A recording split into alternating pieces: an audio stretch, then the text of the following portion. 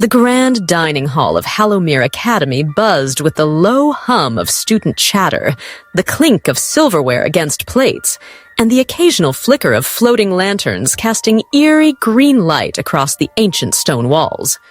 Pippa Tuttle burst into this scene like a firecracker in a library, her wild red hair trailing behind her like a comet's tail. Her freckled cheeks glowed under the lantern light, and her emerald eyes sparkled with a mischief that promised trouble, or at least a good story. She wore her academy cloak haphazardly, one corner singed and streaked with what smelled faintly of burnt sugar, and her boots left a trail of glitter that shimmered faintly on the polished floor. She slid into the seat beside Edric Vane with the grace of a storm hitting shore, her fingers immediately drumming an erratic beat on the wooden table. "Evening gloom and doom," she chirped, her voice bright and teasing. "What's that you've got there? Another mysterious trinket to brood over?" Edric didn't look up from the tin box in his hands, his dark brows furrowed as he studied the rune-etched key nestled inside. It was small, no longer than his thumb, but it seemed to hum with a quiet power that set his nerves on edge.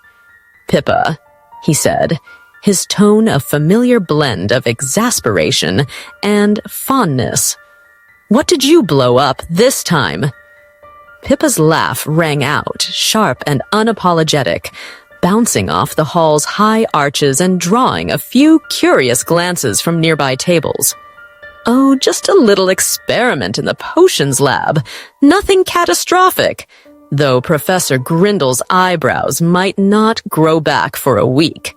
She leaned closer, her voice dropping to a conspiratorial whisper. "Heard you're plotting something reckless. Don't even think about leaving me out." Edric's lips twitched into a reluctant smile. Pippa Tuttle was a force of nature, a whirlwind of chaos and charm that left a trail of laughter, glitter, and minor disasters wherever she went. She'd arrived at Hallowmere 2 years ago, a nomad witch with a reputation as loud as her personality, and had quickly carved out a place for herself among the Academy's misfits. Her pranks were the stuff of legend, enchanted paper birds that screeched off-key in the library, glitter bombs that turned the East Wing into a shimmering nightmare, and once, a spell that made every portrait in the mist corridor argue in rhyming couplets for days. The professors despaired. The students adored her. And Edric, well, Edric had learned to appreciate the madness. He slid the tin box toward her, the key catching the light as it shifted inside. "We're going to the West Passage tonight," he said, keeping his voice low. "I need a distraction, something big enough to keep Mallow off our backs." Pippa's eyes widened, her grin stretching so wide it threatened to split her face. "The West Passage? Oh, finally! I've been itching to see what's behind that creepy door." She snatched the box from his hands, peering inside with the curiosity of a cat stalking a bird. "And this key, where'd you snag it?" "It was my grandfather's," Edric replied, his voice tightening slightly. "He left it to me in his will. I think it's meant for the passage." Pippa's fingers traced the runes etched into the key's surface, her brow furrowing as she squinted at the faint markings. "These are old, proper ancient, Edric. Nomad runes, if I've got my guess right. My gran used to ramble about keys like this, ones that don't just open doors but unlock. Something else." She handed the box back, her expression shifting to something rare and serious. "You sure you want to mess with this? Old magic's got a temper." Edric's jaw tightened, but his gray eyes held steady. "I don't have a choice, Pippa. There's something down there, something he wanted me to find." Pippa studied him for a long moment, her usual grin replaced by a thoughtful frown. Then, as quickly as it had faded, her mischief snapped back into place. "Well, if you're dead set on it, I'm in." And lucky for you, I've got just the thing to keep Mallow busy. She leaned in, her voice a gleeful hiss. Ever seen a swarm of enchanted fireflies loose in the East Wing? Edric chuckled, despite himself, shaking his head. You're going to get us all expelled one of these days. Only if we get caught, Pippa shot back, winking. And I never get caught. Pippa Tuttle wasn't just a prankster with a penchant for chaos. She was a daughter of the nomad witches, a lineage as wild and untamed as the magic that ran through her veins. The Tuttles were wanderers, their lives spent in caravans painted with swirling runes, their homes rolling across the plains under starlit sky. They didn't build towers or write spell books. Their magic came from the earth, the wind, and the stories whispered around crackling campfires. Pippa's mother had been a spellweaver, her fingers threading enchantments into the air like threads of light. Her father was a master of illusions, turning shadows into spectacles that dazzled and deceived. And her grandmother, Grand Tuttle, was a living legend, a potion maker whose brews could make you laugh until your sides ached or weep rivers of sparkling tears. Pippa had grown up with that magic, learning spells not from dusty tomes, but from the rhythm of hoofbeats and the rustle of leaves. It was a raw, unruly power, one that didn't bend easily to the precise incantations and polished wands of Hallowmere. When she'd first arrived, the other students had stared, some with awe, most with suspicion. Her spells were too loud, too bright, too messy. A levitation charm might send a chair crashing through a window. A light spell could turn a room into a blinding supernova. The professors had tried to tame her, but Pippa had never been one for cages. She wore her wildness like armor, her laughter a shield against the whispers and sidelong glances. It was Edric who'd broken through that wall first. He'd found her in the potions lab one rainy afternoon, surrounded by a cloud of glitter and the smoking remains of a failed experiment, and instead of scolding her, he'd laughed. A real, unguarded laugh that had caught her off guard. "You're a disaster," he'd said, grinning. "But you're our disaster now." Lila had come next, her sharp mind drawn to Pippa's unconventional knowledge, and Tobin had been won over by the endless stream of conjured sweets that seemed to spill from Pippa's pockets. Together, they'd formed an odd little family. Edric with his brooding determination, Lila with her quiet brilliance, Tobin with his nervous chatter, and Pippa had found her place among them. Now, as she sat plotting their latest scheme, Pippa felt a warmth bloom in her chest.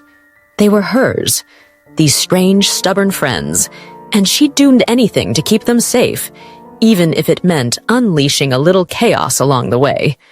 "Fireflies it is, then," she said, rubbing her hands together with glee. "I'll set them loose in the East Wing right after lights out. Mallow won't know what hit her." Edric's grin was tinged with gratitude, though a flicker of worry lingered in his eyes.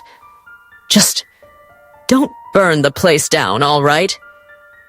Pippa gasped, pressing a hand to her chest in mock offense. "Me? Burn something down? I'm wounded, Edric. Absolutely devastated." Lila, who'd been listening from across the table, leaned forward with a sigh. "Pippa, we're serious. This isn't just another prank. We need Mallow distracted, not the whole academy up in arms." Pippa waved a hand dismissively. "Relax, Lila. I've got it handled. A little glitter, a lot of lights, and Mallow will be chasing shadows till dawn." She paused, her grin softening into something genuine. "You know I've got your backs, right?" Lila's stern expression melted, and she nodded. "I know, just try not to overdo it." Pippa's laugh cut through the hall's heavy air like a blade. Overdo it. Me? Never. As the dining hall began to empty, Pippa slipped away to set her plan in motion. The east wing was silent, its long corridors lined with portraits of stern-faced witches and wizards whose painted eyes seemed to follow her every step. She ignored them, her boots clicking against the stone as she hummed a tuneless melody under her breath. She'd been saving a jar of enchanted fireflies for a moment like this, tiny creatures she'd caught in the Whispering Woods last summer, their bodies glowing with a soft, pulsing light. With a few tweaks to their magic, they'd multiply, their glow flaring until the wing was a riot of color and confusion. She reached the potions lab, its door slightly ajar, and slipped inside. The room was a cluttered chaos of cauldrons, vials, and half-finished experiments, the air thick with the scent of herbs and something faintly metallic. Pippa moved to the back wall, where a loose stone hid her secret stash of prank supplies. She pried it free, revealing a small alcove stuffed with jars, scrolls, and a suspiciously glittery wand she'd borrowed from Professor Grindle. She pulled out the firefly jar, its glass cool against her palm, and whispered the incantation Gran Tuttle had taught her years ago. Luminara multiplicus. The fireflies stirred, their light flaring as they began to multiply. First a dozen, then 24, then a writhing mass of glowing wings that pressed against the jar's sides. Pippa's grin widened, her pulse quickening with the thrill of it. She'd always loved this moment, the breath before the storm, when the world teetered on the edge of chaos. With a flick of her wand, she popped the lid, and the fireflies erupted into the air like a cascade of fallen stars. They swarmed through the lab, their light painting the walls in shifting patterns of gold, green, and violet. Pippa watched them for a heartbeat, her breath catching at the sheer beauty of it, then turned and bolted back toward the mist corridor. She reached the base of Waterclock Tower just as the floating lanterns dimmed for lights out, their greenish glow fading into shadow. Edric, Lila, and Tobin were already there, huddled beneath the tower's spiraling staircase. Edric clutched the tin box, the key glowing faintly in his hand, its runes pulsing in time with the distant rumble of thunder beyond the lake. Lila's face was tight with focus, her fingers tracing the edge of a map she'd sketched from memory. Tobin shifted nervously, his eyes darting toward the darkened corridors. Pippa skidded to a stop beside them, her grin wild and breathless. "It's done," she whispered, her voice trembling with excitement. The east wing's about to light up like a midsummer festival. Lila's head snapped up, her eyes narrowing. "Pippa, what did you—" Before she could finish, a shout echoed through the corridors, sharp and furious. "Tuttle! Where are you, you little menace?" Professor Mallow's voice cut through the stillness, followed by the thud of boots against stone. Pippa's laugh was bright and reckless, a spark in the gloom. "That's my cue," she said, winking at Edric. "Go on, get to the passage. I'll keep her busy." Edric's grin was fierce, his gratitude shining through the tension in his face. "Thanks, Pippa. We owe you." "You owe me a dozen," she shot back, already backing away. "But who's counting?" With that, she spun on her heel and darted down the corridor, her laughter trailing behind her like a comet's tail. The shouts grew louder, the firefly's light spilling into the mist, and Pippa's heart soared with the sheer joy of it. She was chaos, yes, but she was their chaos, and she'd tear the academy apart if it meant giving her friends a chance. Pippa led Professor Mallow on a wild chase through the East Wing, weaving through classrooms and ducking behind statues as the older witches' curses bounced off the walls. The fireflies swarmed around her, their light a dazzling shield that blinded and bewildered. Mallow's silver hair had come loose from its tight bun, streaming behind her like a battle flag, and her face was a mask of pure, unadulterated fury. "Tuttle!" she bellowed, her wand slashing through the air. "You'll be scrubbing cauldrons till you're gray." Pippa laughed, the sound bubbling up from deep within her chest. "Gotta catch me first, Professor," she called, darting around a corner and nearly colliding with a suit of armor. The fireflies followed, their glow intensifying until the corridor was a kaleidoscope of color, gold and green and violet swirling together in a dizzying dance. She didn't slow down, didn't look back. She knew the east wing like the back of her hand. Every hidden alcove, every creaky floorboard, every portrait that could be bribed with a whispered compliment. She ducked into a classroom, pressing herself against the wall as Mallow's footsteps thundered past, then slipped out again, leading the professor deeper into the maze of corridors. The fireflies buzzed around her, their tiny wings brushing against her cheeks, and Pippa couldn't help but grin. This was what she lived for, the rush, the chaos, the sheer fun of it all. She knew there'd be a price to pay. Detentions, probably. Lectures, definitely. Maybe even a letter to her parents, though Grand Tuttle would just laugh and send her a jar of exploding candies as a reward. But it didn't matter, not tonight. Tonight, she was the spark that lit the way, the distraction that bought her friends time. And when Edric and the others returned, whether triumphant or terrified, she'd be there, ready with a grin and a plan to smooth things over. Because that's what friends did. They stood by each other, through storms and shadows, through laughter and fear. And Pippa Tuttle, with her wild magic and wilder heart, wouldn't have it any other way. The chase stretched on, Mallow's shouts growing hoarse as Pippa led her further from the West Passage. The fireflies began to thin, their light dimming as the spell wore off, but they'd done their job. The East Wing was a riot of confusion, students poking their heads out of dormitories, professors stumbling into the chaos, the portraits muttering complaints about the noise.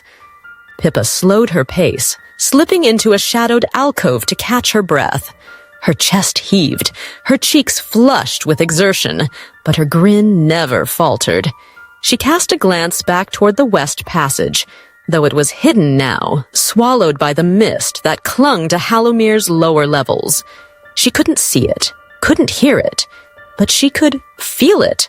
The pull of whatever lay beyond that door, the weight of the secrets it held. She didn't know what Edric would find down there. Answers, maybe. Danger, certainly. Something stranger still, if the runes on that key were any hint. But she knew he'd face it with courage, with Lila's cleverness, and Tobin's quiet strength at his side.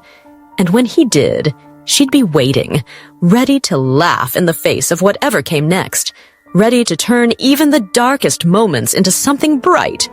With a final burst of energy, Pippa darted out of the alcove, her laughter echoing through the corridors as she vanished into the shadows. Mallow's shouts faded behind her, the fireflies winking out one by one, and the night settled back into its uneasy quiet. But the spark Pippa had ignited burned on, a promise of chaos and courage woven into the heart of Hallowmere.